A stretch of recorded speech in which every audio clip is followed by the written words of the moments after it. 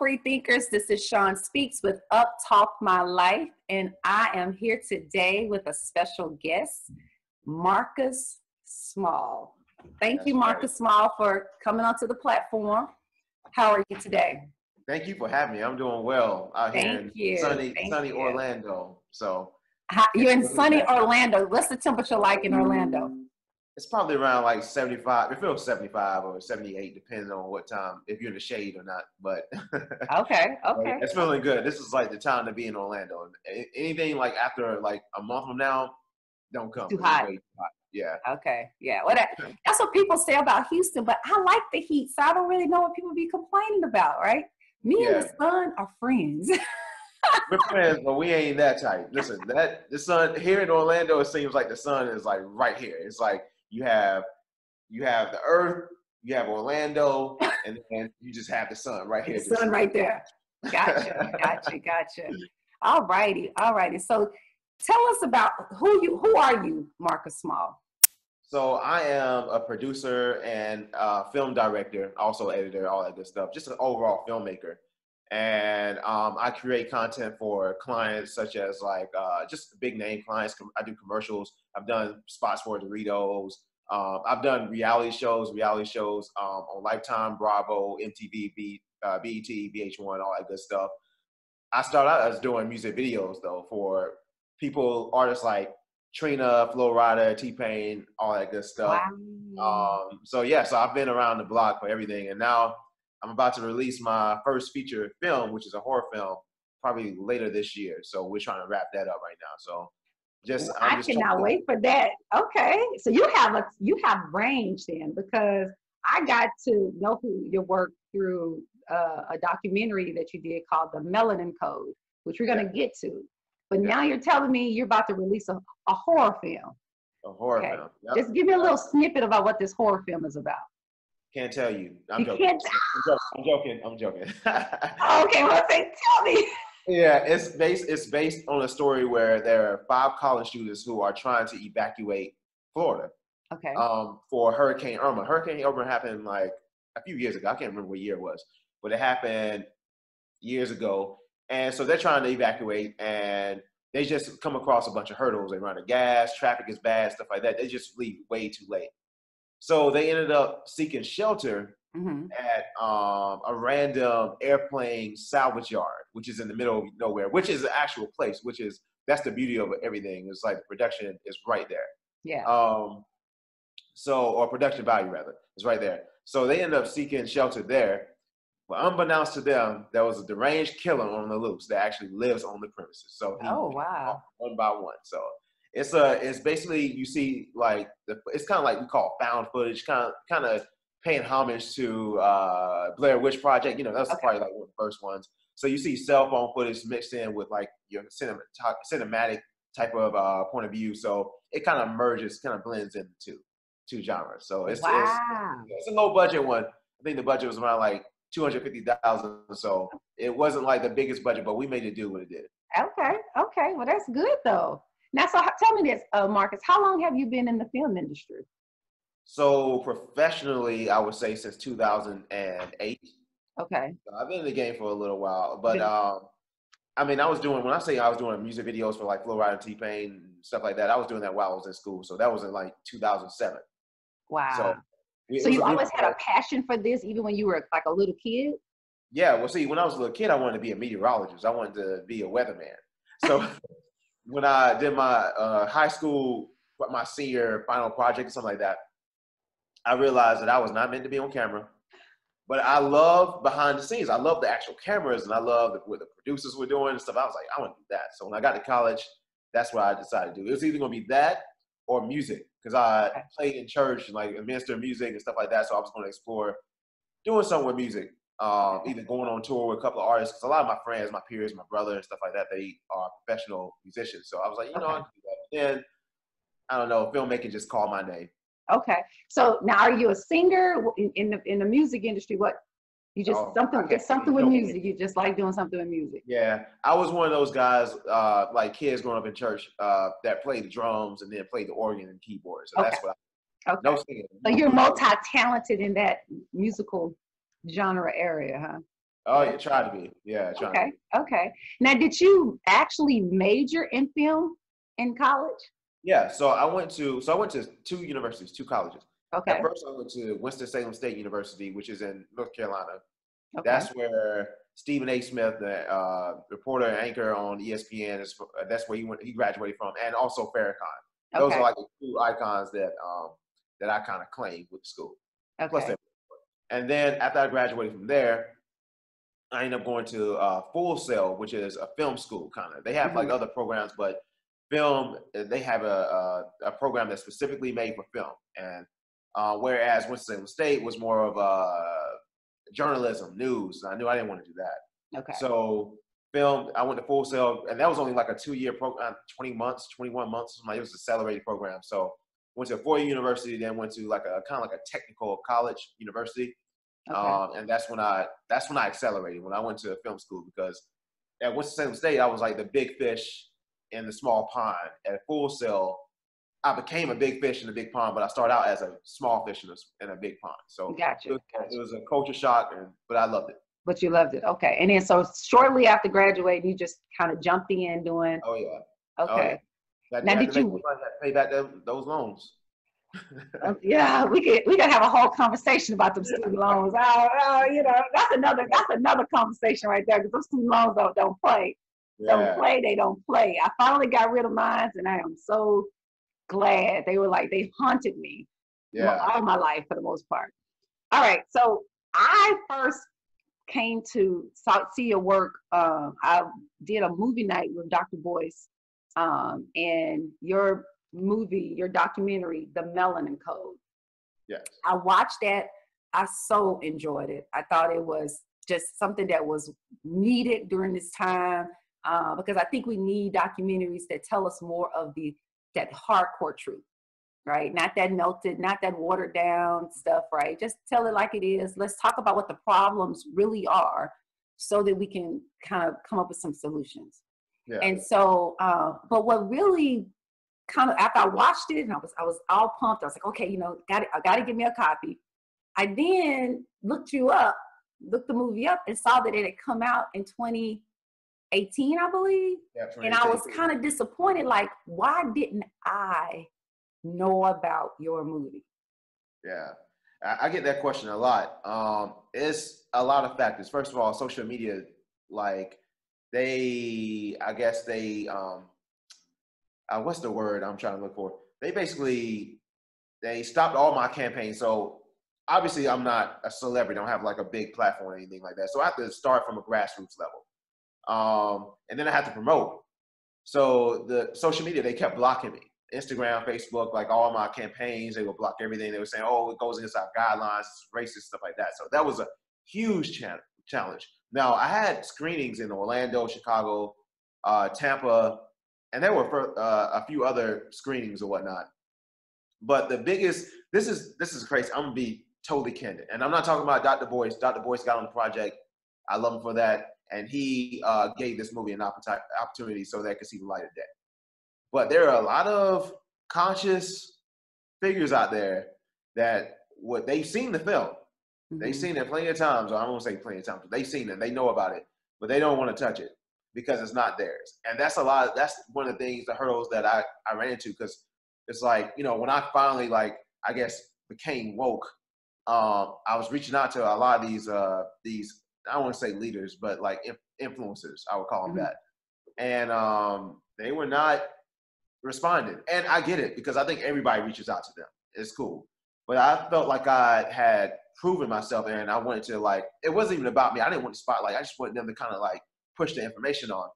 And a lot of them wouldn't touch it. So a lot of it had to do with like promotion. Like they didn't promote it even when I paid them. I tell you another thing. Your baller alerts, your world stars, your shade rooms. Like I wanted to pay to advertise. They sent me a price, and this goes for all of them. They would send me like a price sheet list, and they would double the money because when they saw the actual film and trailer and stuff like that, they would double the payment. And they're like, nah, this is like, and these are not cheap advertisements. You're talking about like they'll have it up there for 24 hours, and you got to pay like $1,000. And I remember one time Shade Room was like, nah, you got to give us like 3 stacks. So I was like, for 24 hours or 3, and I was like, I don't know about that. They were talking about the people that I was corresponding with. They were like, this doesn't fare well with our brand and stuff like that. I was just like, so, you have all these hurdles. You have these conscious influences that aren't promoting. They don't even want to touch it. Then you have social media working against you. So it's like, it was, I don't know, it was horrible. But I always knew, I said that Melanin Code would kind of be like Scarface. When Scarface came out, it completely flopped. And I'm not saying the Melanin Code flopped, but it completely flopped. Like nobody knew about it. But then after a while, it developed a cult following. Yeah. And that's how I felt that the Melanin Code would do. It would start off on a grassroots level and then, intricate its way to, just other people and then word of mouth, you know how that goes. So yeah, that's how it's going to happen. Wow. Okay. Because I've watched it twice and I'm trying to remember in my head what was in there that was racist from what perspective. I guess it was nothing racist in there. It was speaking just what the truth is. And if the truth is, is capturing a racist moment of the past, it's only telling what that truth was. But there was nothing racist about the documentary. It was first of all, it was a documentary, right? So I think sometimes we've gotten to this point now where it's like we don't want to deal with what the truth is. That what the truth was, what the truth is, and what the effect of the truth is doing to our lives, even right now. I mean, just think about the unnecessary deaths of, Black people just recently, right?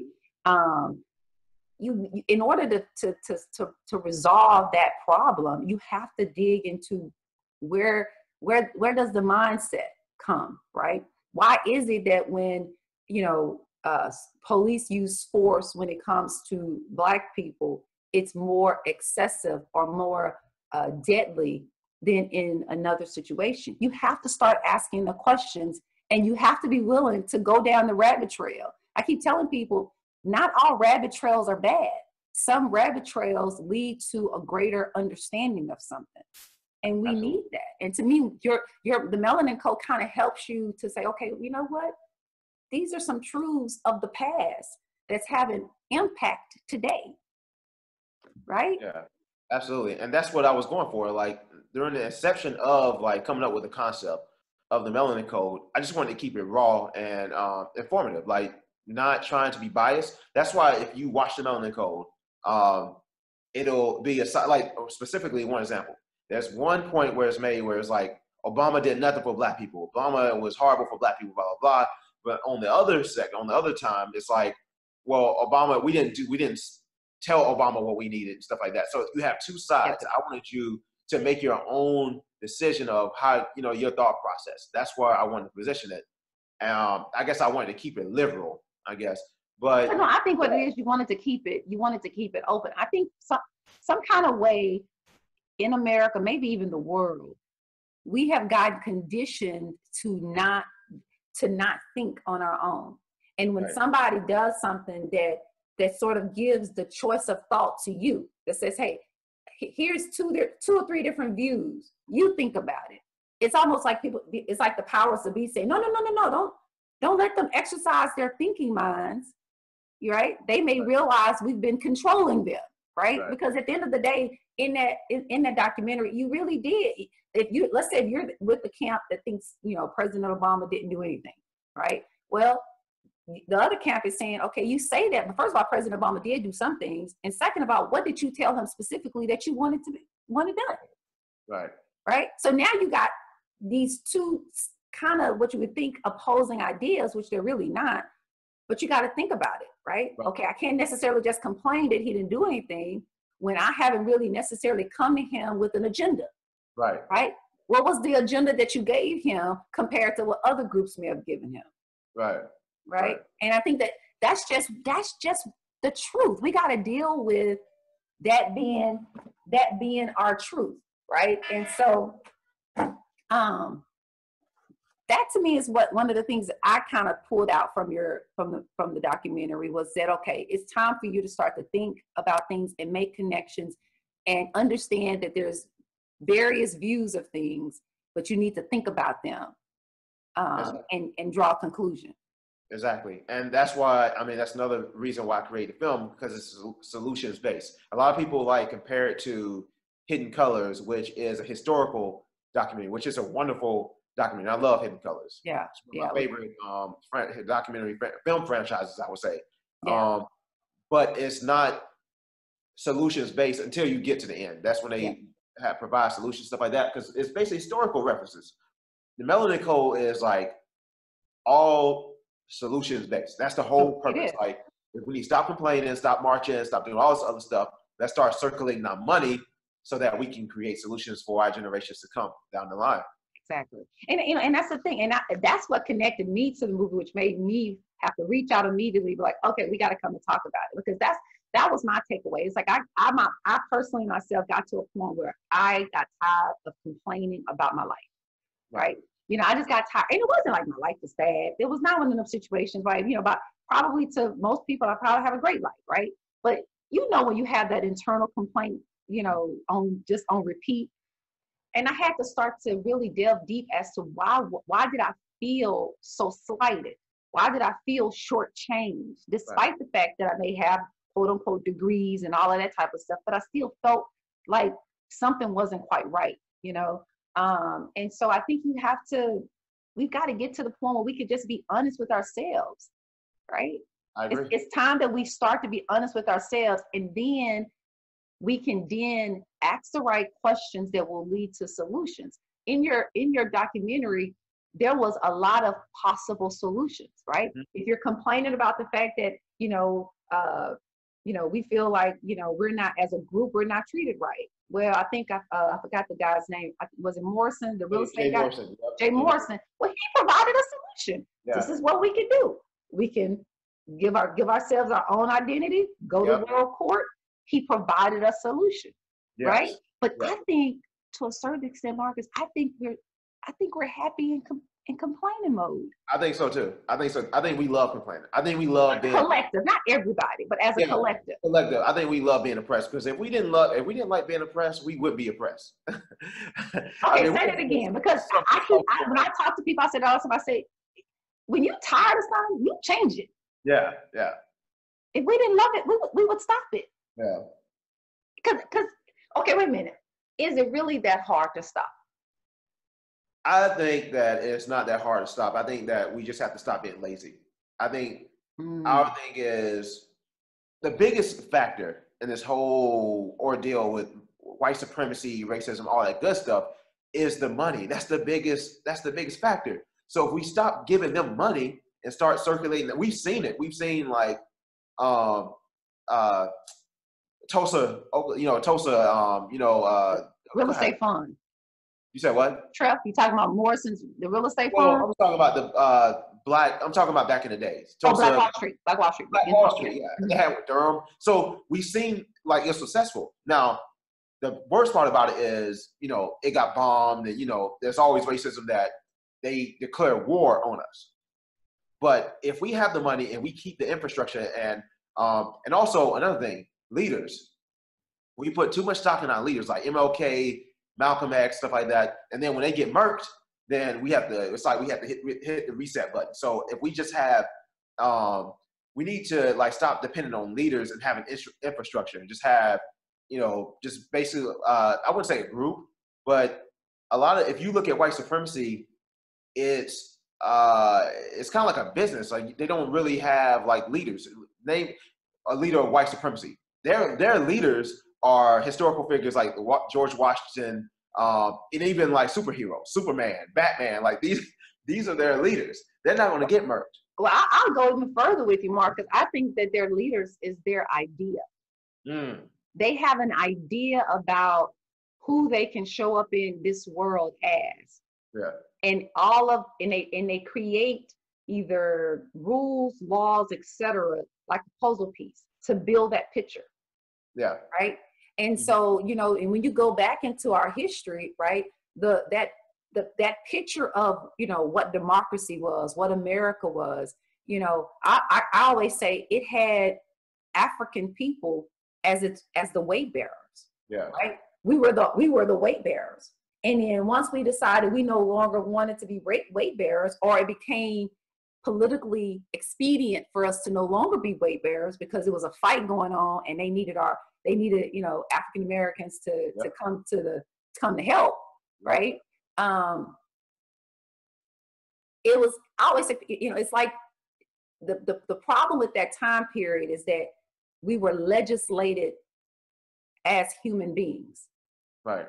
And over the years, I think that subconsciously has had a negative impact on us, and also a negative impact on them as well, because we were always human beings. I tell people all the time, we were always, even when my forefathers were enslaved, they were still human beings. The fact that their so-called master didn't see them as human beings didn't make them not human beings. Right. You know what I'm saying? And the fact that, you know, there was some piece of paper that, you know, gave us rights didn't make us human beings. Right. We were born human beings. And I think sometimes I think over the years, over the decades, over the centuries, we've forgotten that. Mm-hmm. Right? And we get caught up sort of being the victim, right? I had to look myself in the mirror and say, okay, Sean, I'm tired of playing the victim. I'm tired of saying I need for them to do. What am I doing? I need for them to change. How am I changing? Mm-hmm. Right? And to me, the Melanin Code sort of puts that in your face, right? Oh yeah. Because you can't keep saying that's not a documentary just about complaining about the past. No, it's like, okay, this is an issue. This is what we can do to fix it. This is an issue. This is what we can do to fix it. Absolutely. So it's about us taking responsibility. Why don't we, as a collective, because I'm not talking about everybody, but as a collective, want to take responsibility to ensure that, you know, our brothers and our sisters are not unfairly, you know, treated in the court system, not killed, you know, unnecessarily by the police, not murdered in the street by militia. What can we do? Yeah, exactly. And I think we get on this whole thing of it not affecting us, so we're not going to do anything until it affects us. Till we know someone that's going through it or close to the story or whatnot. That's when we want to get rowdy. And then what we want to do is complain, and we want to march in the streets and do symbolism, like with the whole what's his name, Aubrey, the one that got killed. The whole symbolism thing now is like to take a 2-mile jog and stuff like that. I'm like, that's not really my thing. Like, let's get justice first of all, and then let's start, because I keep saying this and I keep just banging this on the head. This is why like economics is like the first thing we talk about. It's because it's the most important. Mm-hmm. It's like we wouldn't have we need politicians in our pocket. We need these judges in our pocket. We don't have them in our pocket because our pockets have holes in them. Yep. Money trickles down to white supremacy all the time. Your Targets, your Walmarts, Burger King, McDonald's, everything. Even Universal Studios is here. Why don't we have our own theme parks? You know, like it's things like that we just need to step up. And it comes over time. I'm not saying tomorrow we're just going to have like everything we need, but we need everybody, not just the celebrities, because celebrities will let you down because they have to get that check too. And they want to always stay maintaining, having that coin by their side. So we need to do it ourselves. And I think once we get that mindset, that's why I say like, it's going to take a few more tragedies before we wake up. And it's going to take a really big one. And I honestly think that it's going to take a celebrity of some sort, someone that we look up to. It's going to take them getting assassinated or something like that for us to really wake up and just do our thing. I hope it doesn't result to that, but I think it might have to. I hope not. I mean, do you not? I mean, I think we're beginning to wake up a little bit now, a lot more. I mean, I just take just the fact that I hate using the word woke because it's such a cliche term, right? Yeah. But just for lack of a better word, and I don't feel like coming up with another one. But when I began to sort of just to wake up to my own power, wake up into, to my self-belief, you do start to pay attention You know, it's like we complain about being mistreated, but yet we give all of the money that we could build industry, right? We're giving it away so that they can build industry. And I have no problem with them building industry, right? It's just that I have an issue that we're not building industry. It's as if we have been conditioned to think that only they can and we can't. Yeah. Right. But it's time for us to say, okay, wait a minute. We all got some great ideas. You know, I'm working with these guys that are trying to build a grocery store in their hometown. Mm-hmm. And I was just so smitten by the fact that, you know, that they're wanting to build something. But I'm also bothered by the fact that, you know, that you can have a city of 3,000, you know, people with no grocery store, where they're having to travel almost 20 miles one way to buy onion. It's just ridiculous. And I was telling the guys, I was like, okay, this could be resolved with a GoFundMe raise, right? Mm-hmm. With a crowdfunding platform, right? But the problem is you need people to give. Yeah. You know, and you need a lot of people to give. You know what Black people, you know, when they'll give in church. If it's a church, that offering basket will be handed you down. Took it there, Marcus. You took it there. You took it there. I was way early. You took it there. All right. So yeah, that's when they'll do it. Let's do it. You talked about the church, religion. Let's talk about the church first. What's your thoughts about the church and Black people? Like I said in the beginning, I was born and raised in the church. Like I was a musician and stuff like that. My mom is a pastor. My stepdad's a pastor. My whole family, our family time was in church. It wasn't us spending time together. Us spending time together was in church.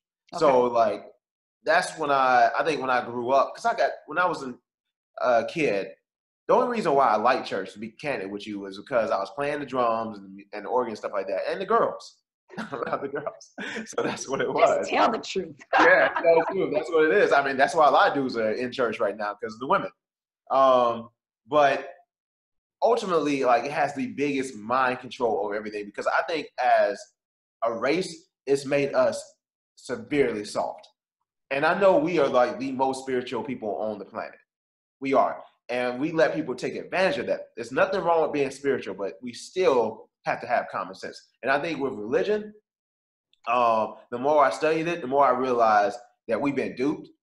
The more I realized that, like, we've been taken advantage of, and therefore it's causing us not to have a backbone. And so that's why I went from going to church every Sunday, playing for church and stuff like that. And I was never really big.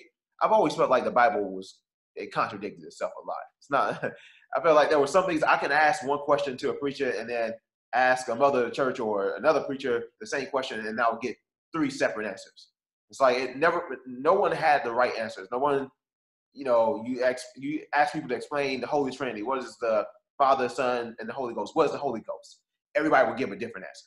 You know, Who's on top? Like, that's my favorite question to ask. Who's on top? Is it God, Jesus, and the Holy Ghost? Like, where are we going up the ladder? Everybody has a completely different answer. My mom has a different answer. I asked my mom, what color was Jesus? And she said, he's transparent.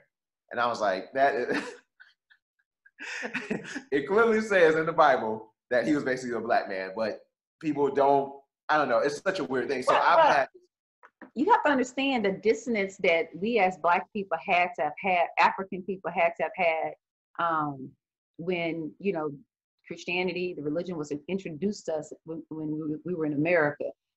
Because the reality of it is, you're right. If you read the actual text of the Bible about, you know, the description of Jesus, he looks described more as an African, right? Yeah. Definitely dark skin for sure. And it's in Africa. And it's in Africa. This is what I used to tell people. I say, you know, it's a shame, but when I tell people Egypt is in Africa, some people be like, I thought it was in the Middle East. Middle East. It's in Africa. but you know, but I could go ham. Yeah. I could go so deep there but I'm not going to take you there because I could go really deep, because first of all, Egypt couldn't have been the name of that area at the time they said that the Bible was written, but I'm not going to go there. Yeah. Because that's just that's down the rabbit hole. Yeah, that's a rabbit trail, and that's a rabbit trail. But I want to talk about, you said the words mind control, dupe, and it's funny that you said those words, because other than some text exchanges, you and I have not had any like in-depth conversation about this.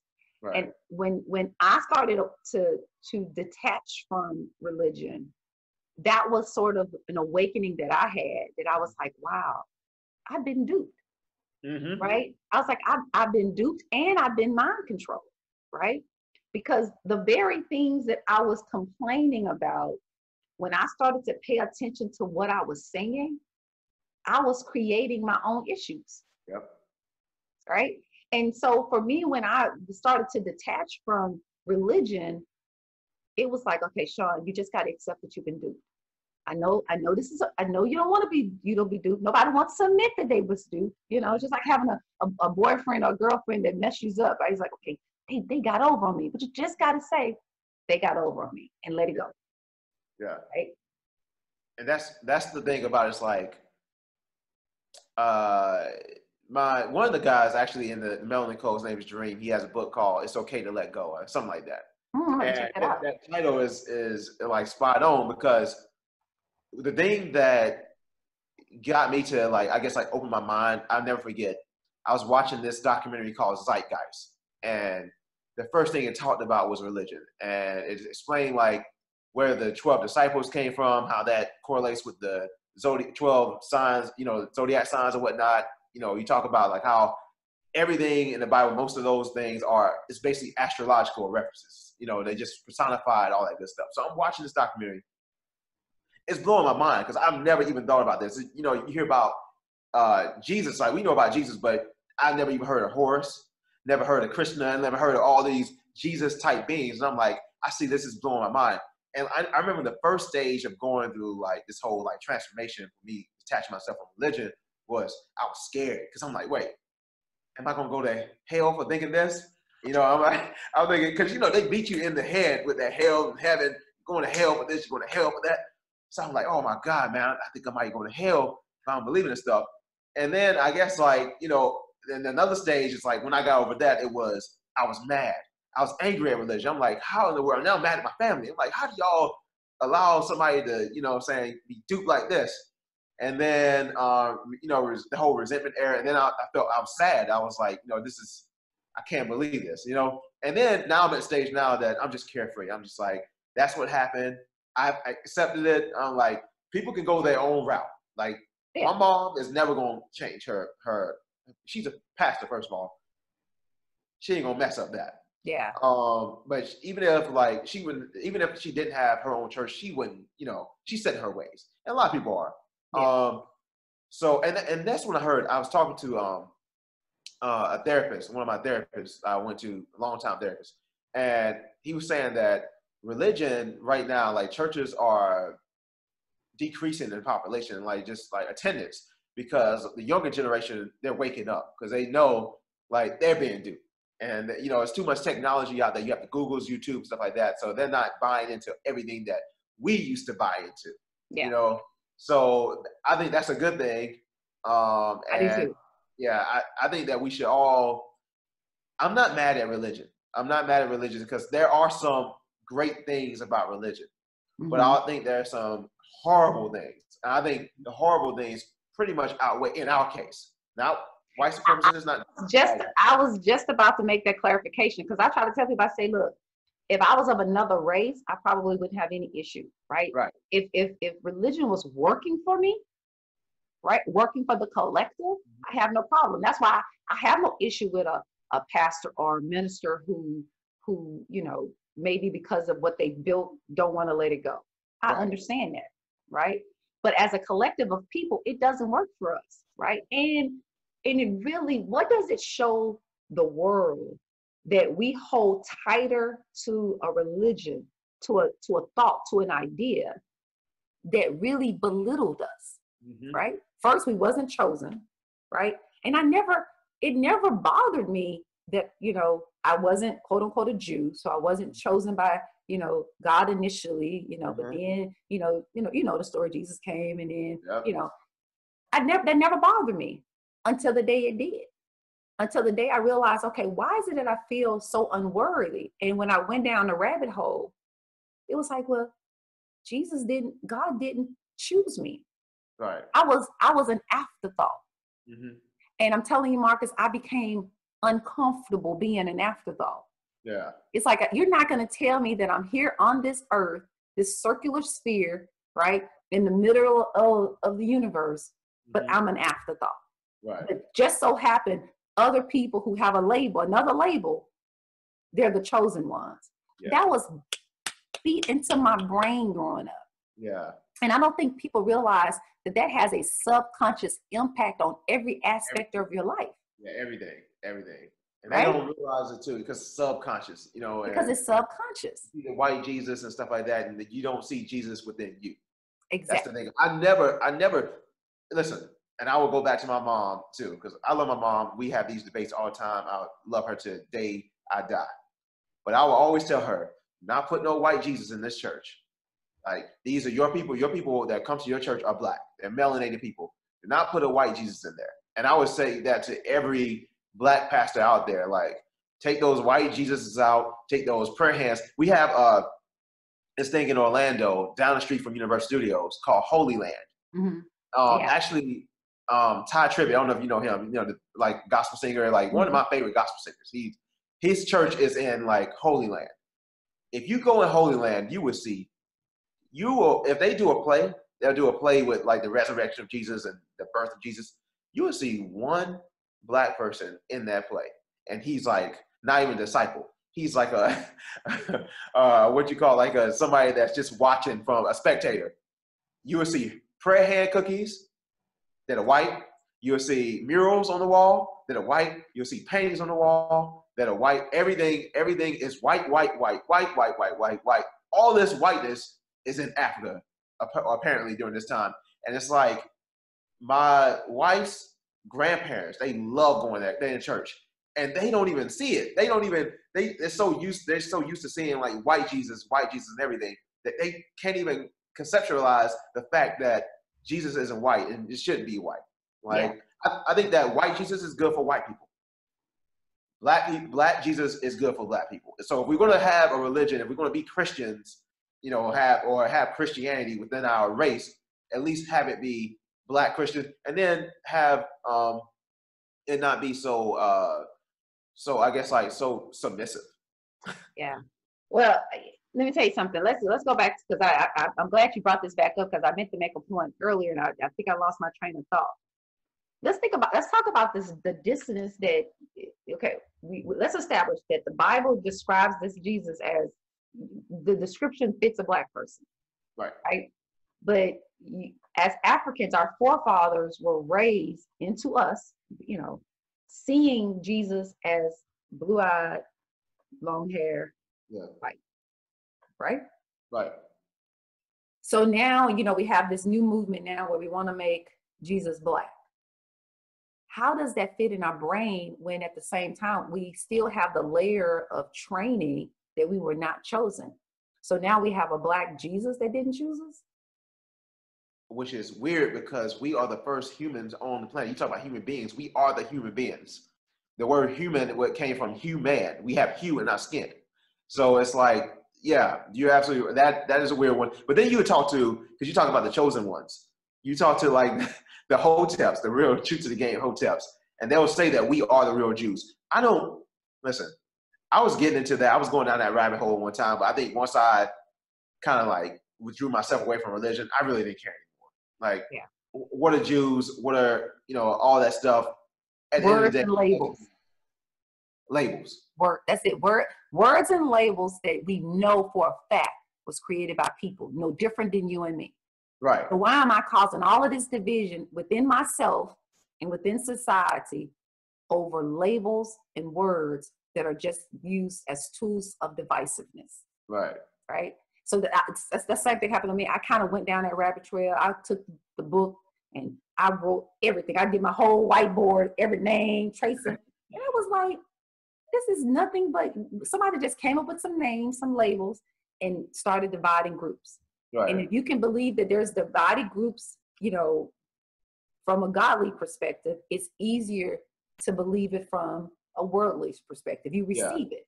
Because Yeah. just like you said, you know, it's like you'll go into these spaces and you'll see that you're being disregarded and you don't even see it. Right. Right? Because we've been trained to be comfortable being disregarded. Yeah. We devalued ourselves. That's when that whole, yeah.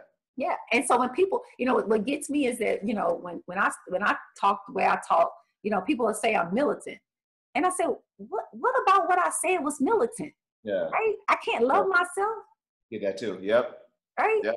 And it's like almost, and I'm not getting these from people that don't look like me. I'm getting this from people that look like me. Your own people. Your own people. Oh man, you woke. At my friends, my frat brothers, I'm considered the woke one. Like, he's hotep. He's too militant. What you want to do? You want to go out there and start shooting people? You want to start shooting white people? I'm like, come on, bro. Just because I love my people does not mean that I try to destroy another race. Exactly. You know, it's just, it's one of those things. My biggest thing is I'm just trying to first get you to see that you've been controlled. Yeah. Right. And I'm not going to even lie to you. You're going to go through all of the stages of grief. Yep. You are. You know, there was a point in time, Marcus, where I literally, it seemed like I just cried every day. I just wanted to go back. I wanted to just, let me go back. Please, let me stop seeing. I didn't want to just turn it off. Yeah. It's easier that way.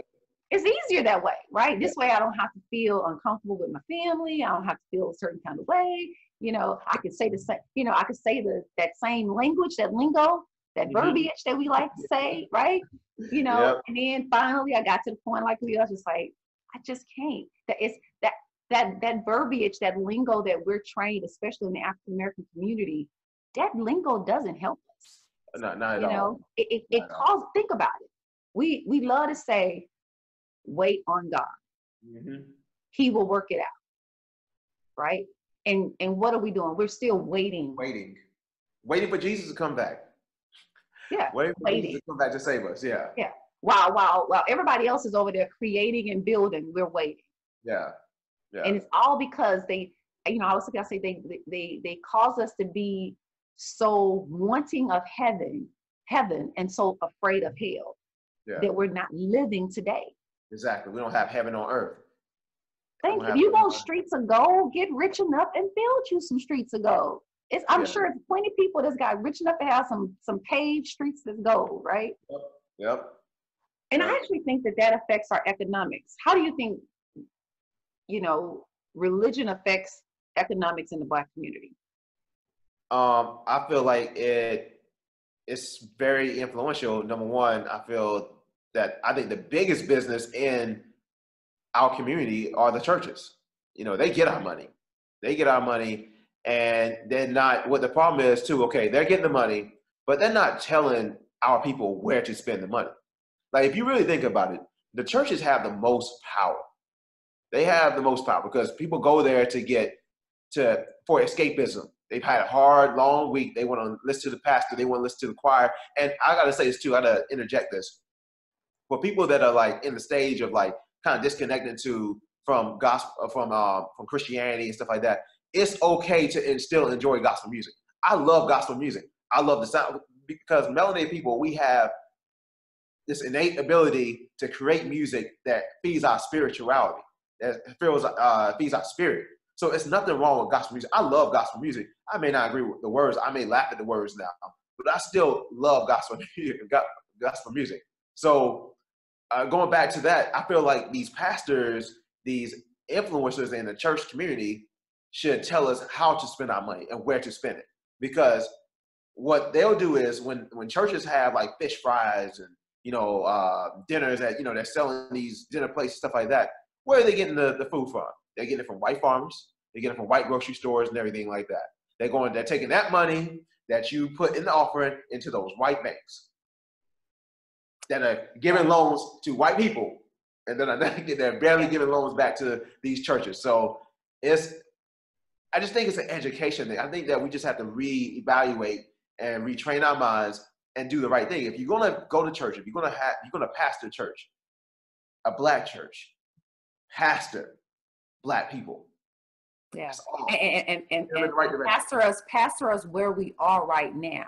Yes. Right. Like I gotta tell people, I say, okay, if I could redo, church, right? First, I wouldn't even use that term, to be honest with you. This would, we can organize, we can get together, we can gather, right? I wouldn't use that term.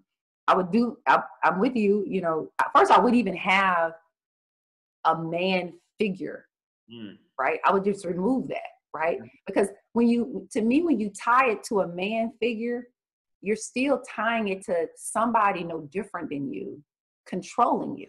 Yeah. Right. If you just have to hold on to something, just let it be whatever it is. No, don't get, the moment I define it, I limit it. Like I tell you, okay, so take this cup. This is a cup, right? Yep. I could have called this cup anything. The first person that designed something that looked like this could have called it a rabbit. Yeah. Right? Yeah. You know what I'm saying? Yeah. So my thing is just change it. Yeah. We change it to stuff that empowers you, not limit you. Yeah. Right. So when you saying that the higher power is, let's say, a male figure, a he, right? I know people say, well, we don't really mean he when we say he. I know that you think you don't mean it. So you see a he, you see a dude. But you see a dude. And that visual connection, you're not going to disconnect it. If I think a cup right now, or you think a cup, you're going to think of a vision of cup. Well, we grew up thinking Jesus was white. Yeah. So when we go and pray and we're praying Jesus, come, who are we visualizing to help us? Yeah. People no different than us, other than the fact that the sun reflects different off their skin. Right. Exactly. And I think we have to move away from that because it hurts us. So if we're gonna have an organization, let's have an organization that takes that out. If we gotta have a symbol, let's remove the cross and place an ankh there. Right? Let's remove it. Let's place an ankh there. Yeah. Right? And then you just gotta use the Bible. Let's use it as a reference book. Yes, and not as like facts, straight facts, and all these stories are true. Because if you look at a lot of these stories from the Bible, they look like Disney stories. They look like they go hand in hand or run parallel with like stories that you learn as a kid, like that are in a book, that are a fictitious tale. That's what they are. It's like, how can you, like, somebody walks on water, first of all, somebody walks out and they get swallowed up by a fish, and then they come out days later unscathed. Come on, people. Come on. Now, I know we like to imagine that things were way different back then. And I have a couple of theories about that too. Maybe that fish wasn't a fish. Maybe it was a submarine. Maybe it was a UFO, something like that. My mind's like all the way over there, because maybe the aliens were visiting them and they didn't know how to conceptualize. Just like if people in South America, there was a tribe down there that had never seen any kind of technology. They saw an airplane dropping off goods. When the people came back, they found that they were worshiping a bird because they correlated the airplane with a bird. Mm-hmm. So there are like different things like that, but I don't even go down there. But I'm just saying, like, let's use like you said, like use it as a reference, not like as like straight facts. Yeah. And that's what I think the Bible is for. You should just use it for like moral, but even when it comes to morality, I mean, the Bible, slaves, when you talk about slaves, so there are a lot of things that we can. But this is the thing. Think about that issue. On one hand, you're saying that the Bible is the infallible, inherent word of God, right? So it's absolute truth. And it says in there that we're slaves. But then some kind of way we got to deal in our mind that, wait a minute, we're not slaves, but yet we still hang on to the book. And we don't understand that causes a disconnect in our brains. Mm-hmm. Right? That a lot of times we can't reconcile. And I think what happens is that's part of why we are not building industry, because we don't believe in ourselves. Yeah. Right? My whole purpose and mission in life is to get us to start to believe more in ourselves. Yeah. And to understand that we can fix our problems. And us caring about ourselves is not us not caring about everybody else. Right? It's just until everybody can care, we can care about each other as all humans, right? But we got to get rid of some of these labels. That's at the root of the problem. Yeah, agreed. Right? Because to me, these labels, these divisiveness, this thinking that if you go somewhere on a Sunday and you spend 2-3 hours there, that you're somehow better than the person that don't go, right? You know, Yeah. or you know, or if you live by certain rules and regulations that change when they need it to change, when whoever's in the power to be need the rules to change, right? Because at one point, a woman couldn't be a pastor. Right. Until the women got enough power to say, well, that couldn't be what the Bible meant. So you change the interpretation. Yep. Right? So really what I'm saying is in line with what's always happened. Let's change the interpretation. It's not the infallible, inherent word of God. It's a book that's got good information, bad information, information you disregard, information you use, information you don't use. I mean, King James changed the stuff. The Council of Nicaea changed some stuff in the Bible. Why can't we? Right. Exactly. Why can't we have the Council of Melanated People? But you know, a lot of people haven't heard about the Council of Nicaea. They haven't heard about those things. Yeah, I know that me growing up, I never heard of that stuff. Neither. Right? Neither. But I tell people all the time that the game changer, I think, is, you know, the invention of cell phone and Google. Yeah. Because now, you know, if you want to know something between Google, your cell phone, the library, you can literally find out. Yes. Anything. And YouTube. The information is out there. You just have to want to know. Yeah. I have this one question for you, Marcus. Why is it as a collective we don't want to know what we don't know? I think we're scared. I think Black people are literally scared of the truth sometimes. And I think it's a bit of laziness too. I think we're content with, because if you think about it, we're the leaders in music. Our culture is the most popular culture. Everybody, you go around the world, people still try to be like us. Doesn't matter. I went to China and they were wearing some urban clothes and stuff like that. So it's like everybody looks at us as like a leader. They don't treat us like a leader, but they look at us like they basically, that culture vulture term is spot on. And I think that because we excel in those areas, we have like the best celebrities, our athletes are the best in the world, that we're complacent too. And I think it's just a part of laziness. And I think we glorify like living in the hood. I think that we glorify a lot of things that we shouldn't, you know? And I think that just contributes to us like not wanting to change. It's just laziness. I think as like people in general, people are lazy. And you know, they want the easiest route, which I understand. That's human nature, I guess. Yeah, that's human nature. And I'm not going to say that other races don't have people who, you know, that are not lazy and stuff like that. Shoot, majority of the welfare are white people. White people, they take a majority of the welfare. So, and all those government programs and things like that.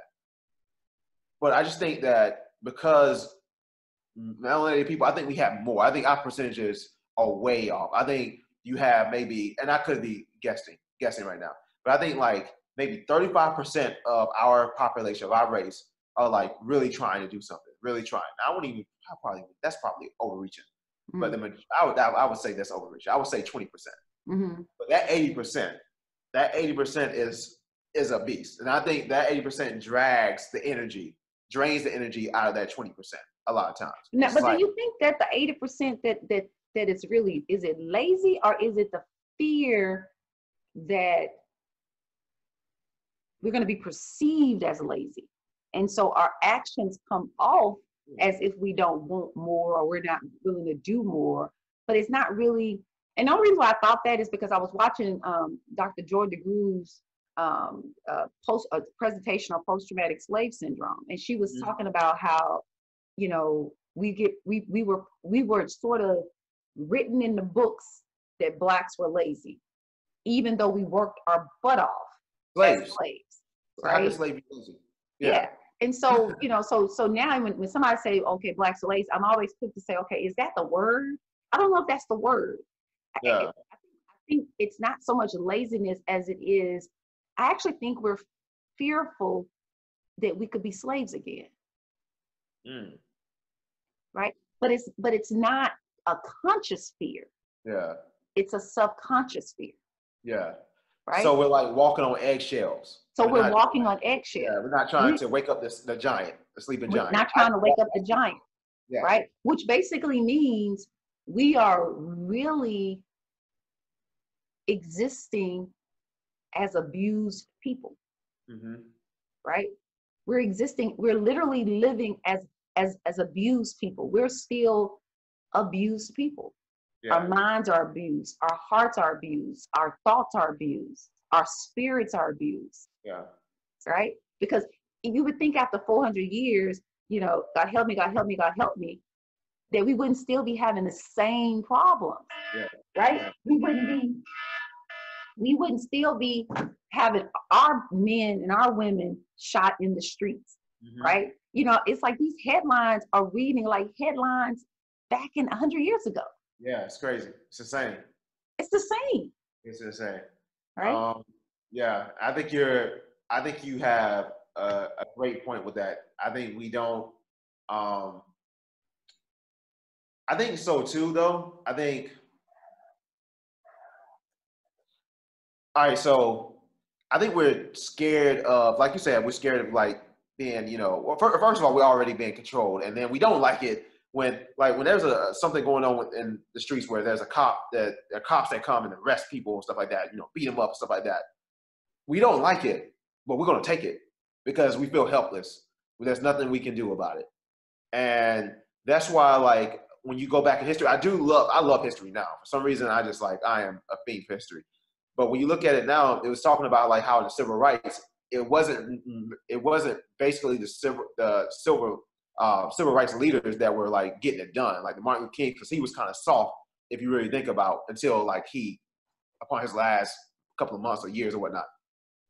It was the youth in the streets that were putting in work. Okay. They were like rioting. They were, you know, killing cops. They were, you know, they took it to the streets basically. And I think that we're scared to take it to the streets. Nobody wants to die. Like, we don't want to die in combat, stuff like that.